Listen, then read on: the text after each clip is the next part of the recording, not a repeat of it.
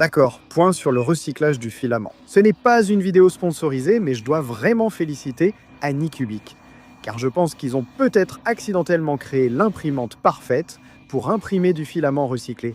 Donc, voici la Cobra X, comme vous le savez. Elle possède une tête d'impression 4 en 1, ce qui est avantageux pour plusieurs raisons. Premièrement, elle n'utilise pas d'AMS, donc vous pouvez simplement connecter ces commutateurs Infinity Flow très ingénieux qui vont couper. Ils n'interfèrent pas car on peut retirer les supports de bobine.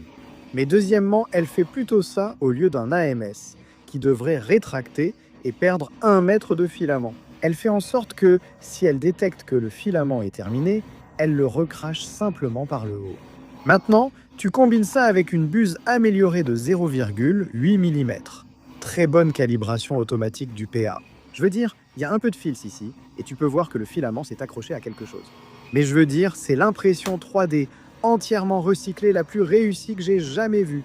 Et puis le fait qu'elle assure la continuité entre les bobines à la perfection. Tu ajoutes ces petits trucs Infinity Flow et tu as 4 kilos à faire passer d'un côté à l'autre.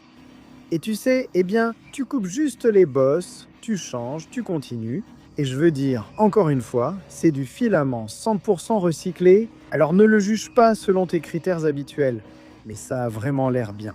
C'est un objet utilisable imprimé avec presque aucun problème sur une buse de 0,8 mm. Je prends ça sans hésiter pour un matériau 100% recyclé. Encore une fois, le filament s'est un peu coincé ici, mais c'est la bonne voie à suivre.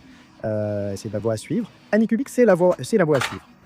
Je veux dire, si tu veux vraiment pouvoir imprimer du filament recyclé, et je crois que ce truc coûte environ 329 $, c'est évident. Ça vaut le coup pour les fermes d'impression d'acheter ça, juste pour imprimer du filament recyclé et utiliser leur propre broyat.